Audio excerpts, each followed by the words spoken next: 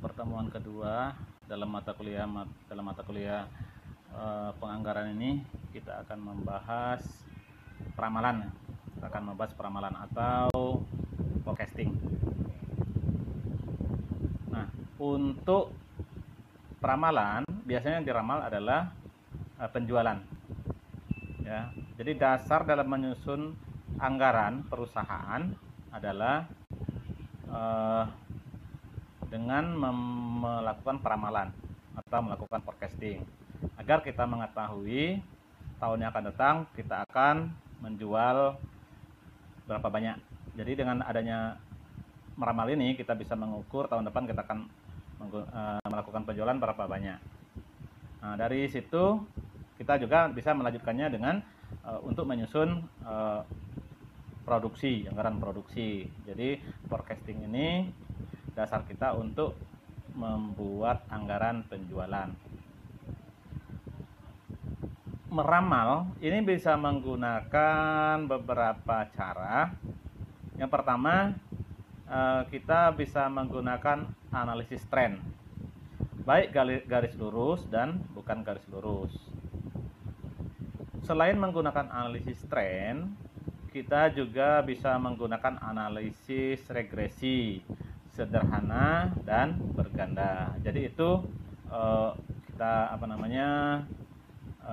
cara untuk meramal ya, alat untuk meramal. Kita bisa menggunakan analisis tren, garis lurus dan bukan garis lurus, serta analisis regresi, baik regresi sederhana maupun regresi berganda. Tujuan meramal ya, tujuan meramal adalah untuk mengetahui metode ramalan penjualan, mampu menghitung ramalan penjualan dengan menggunakan tren garis lurus. Alat meramalnya tadi kita bisa menggunakan analisis tren metode garis lurus dan bukan garis lurus.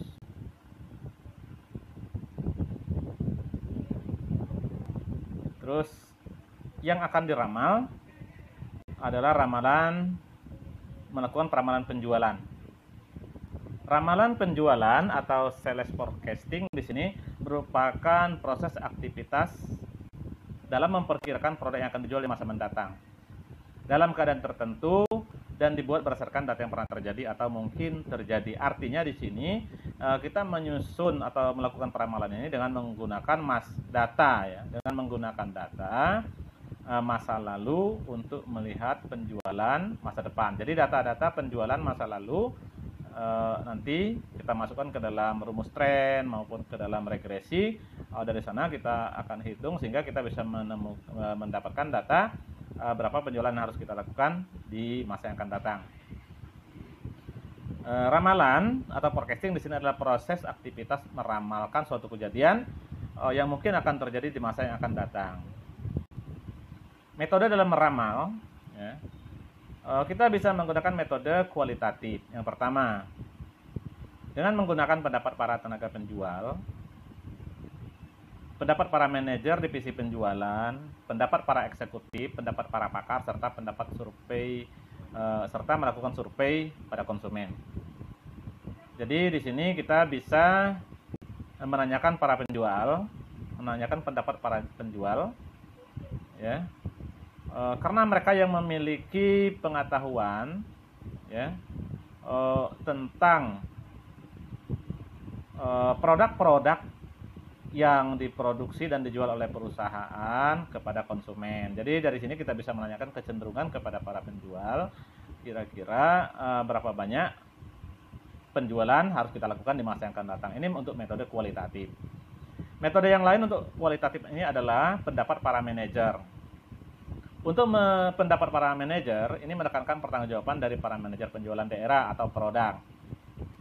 Ya, pendekatan ini berdasarkan survei informal dari pelanggan utama perusahaan.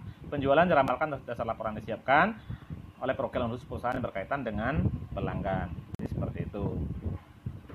Selanjutnya metode dalam meramal, kita juga bisa menanyakan kita bisa menanyakan pendapat para pakar. Ini metode dalam meramal juga yang bersifat kualitatif. Para pakar adalah orang yang ahli dan berpengalaman dalam bidang penjualan dan dimintai pertimbangan untuk meramal penjualan. Kelebihan metode ini mudah dilakukan namun bersifat subjektif. Artinya lebih mengandalkan orangnya daripada data yang mendukung pendapat orang tersebut. Jadi seperti itu. Lalu yang berikutnya metode survei konsumen ya. Metode survei konsumen, perusahaan melakukan survei untuk mengetahui selera dan keinginan konsumen. Sasaran survei bisa individu, rumah tangga, perusahaan, departemen, negara, atau organisasi-organisasi tertentu. Survei biasanya hanya meneliti sejumlah sampel dalam jumlah tertentu. Kelebihan metode ini adalah data yang digunakan adalah objektif dan kelemahannya hanya menggunakan sampel yang mewakili populasi. Di sini sampel diambil secara acak atau random.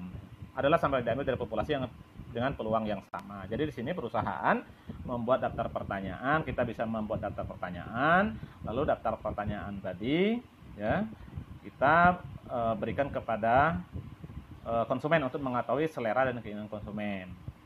Jadi seperti itu. Nah, metode meramal dalam metode kuantitatif ya, metode dalam meramal ini bisa kita lakukan juga menggunakan metode kuantitatif. Ramalan penjualan di sini kita bisa lakukan dengan menggunakan analisis tren dan analisis regresi.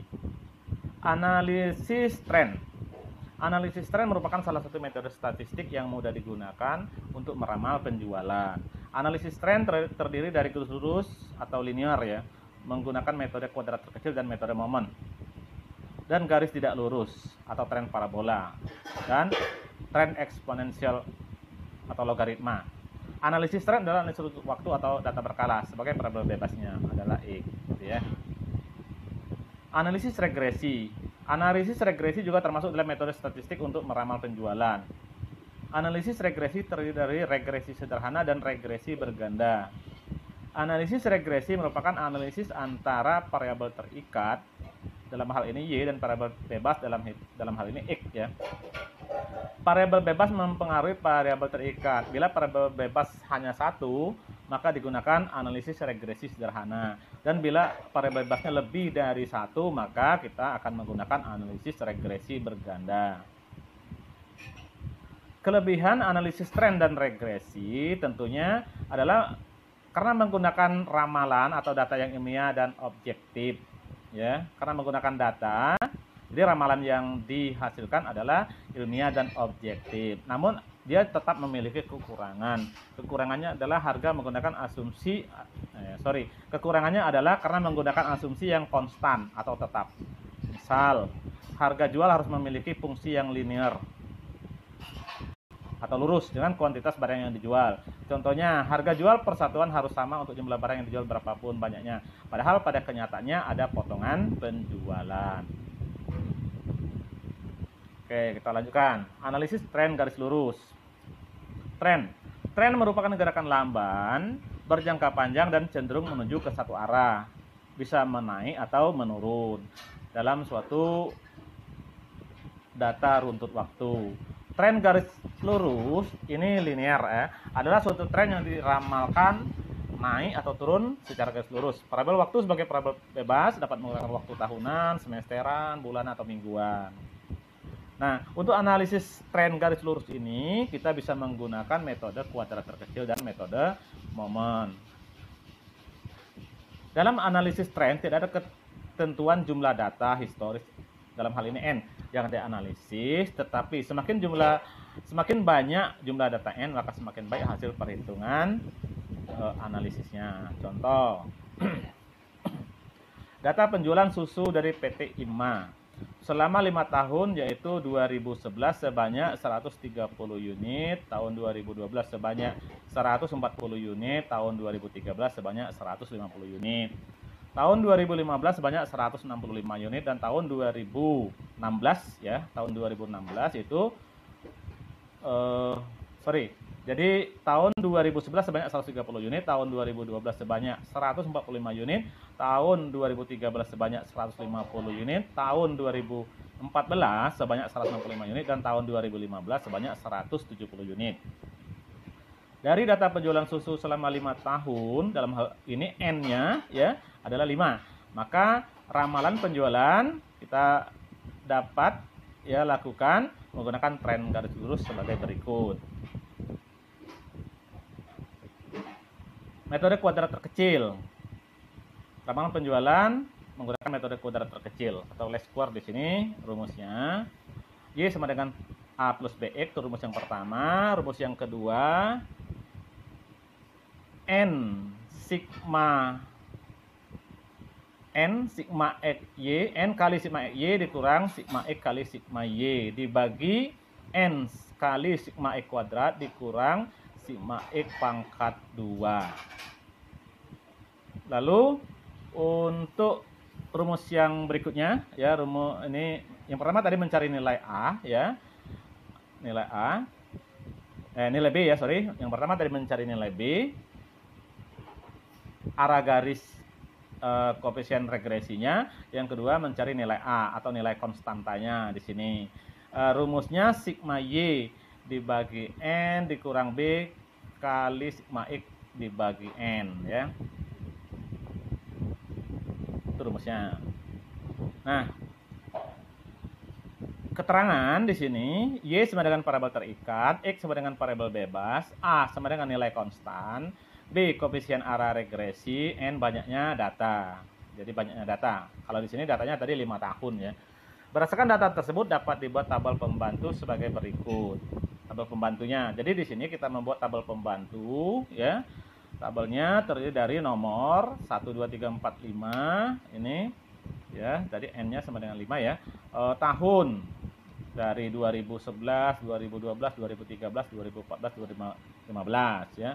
Untuk penjualan Y di sini atau parabol terikatnya adalah 130 untuk tahun 2011, tahun 2012 145 ya, tahun 2013 150, tahun 2014 165, tahun 2015 itu 170. Jadi total penjualan ini sebanyak 760 unit. X di sini ya, nilai X-nya 0, 1, 2, 3, 4, 5. Total sigma X-nya adalah 10. X kuadrat itu 0, 1, 4, 9, 16. Jadi kuadratkan nilai X ya. Totalnya adalah 30. Jadi untuk sigma X kuadrat 30. Lalu sigma X kali Y itu 0 ya. Sigma X kali Y ya. 0 kali 130 itu 0. Lalu 1 kali 145 ya 145, 2 kali 150 itu 300, 3 kali 165 itu 495, 4 kali 170 itu 680. Sehingga di sini sigma X kali Y-nya adalah 1620. Nah, langkah yang pertama ya kita akan menghitung dulu arah koefisien regresinya atau nilai B-nya di sini, nilai B ya, nilai B. 5 itu N-nya tadi ya dikali 1620 dikurang 10 tadi nilai X ya, nilai X kita kalikan dengan 760. 760 adalah nilai penjualan atau Y tadi parabol terikatnya. Dibagi N yaitu 5 dikali 30. 30 adalah X kuadrat ya, nilai X sigma X kuadrat dikurang 10 pangkat 2 ya, 10 adalah X ya. Pangkat 2, 10 pangkat 2, sehingga dapatlah nilai B. Di sini nilai B-nya totalnya 8.100 dikurang 7.600. Kita bagi dengan 150 dikurang 100 sehingga total nilai koefisien arah regresinya sama dengan 10. Lalu langkah yang berikutnya adalah menentukan nilai konstantanya. 760 tadi 760 adalah nilai penjualan atau Y ya, parabol tekadnya Y, dibagi 5 dikurang 10 kali 10 dibagi 5 ya, sama dengan A sama dengan 152 dikurang 20. Maka dapatlah nilai konstantanya 132. Nilai konstantanya 132. Lalu kita ya, jadi itu tadi ya, kita sudah mencari nilai koefisien arah regresi dan nilai atau arah nilai konstantanya. Koefisien arah regresinya kita sudah dapatkan nilainya 10, sedangkan nilai konstantanya kita sudah dapatkan 132. Nah, itu kalau kita menggunakan rumus yang pertama. Rumus yang kedua juga kita bisa gunakan di sini. Rumus yang kedua Untuk mencari nilai konstantanya sama dengan ini rumus yang kedua gitu ya. Rumus yang kedua yaitu kita mencari konstantanya sigma x kuadrat dikali sigma y dikurang sigma x dikali sigma x y dibagi dengan n sigma x kuadrat dikurang sigma x pangkat 2, sehingga dapatlah nilai A 30 dikali 760 ya, dikurang 10 dikali 1620 dibagi 5 kali 30 dikurang 10 pangkat 2, dapatlah A sama dengan 132. Sehingga kita bisa masukkan ke persamaan tren garis lurusnya Y sama dengan A plus BX. Ramalan penjualan tahun 2016 adalah 132 ditambah 10 kali 5, totalnya 182 unit. Jadi tahun 2016 kita sudah dapatkan ya nilainya untuk tahun yang akan datang itu sebesar 182 unit. Itu cara melakukan peramalan menggunakan tren garis lurus. Atau yang kedua, kita bisa menggunakan metode kuadrat terkecil, syaratnya sigma x sama dengan 0. Ya, analisis tren garis lurus juga dapat dihitung dengan rumus lain, yaitu syaratnya sigma x sama dengan 0. Jadi sebelum membuat analisis, maka harus dibuat tabel pembantu, sama seperti tadi dibuat tabel pembantu ya. Tabel pembantunya bentuknya seperti ini. N ada 1, 2, 3, 4, 5 itu N-nya, tahunnya 2011, 2012, 13, 14, 15. Penjualan sama tadi masih pakai kita menggunakan soal yang sama, 130, 145, 150, 165, 170. Totalnya 760.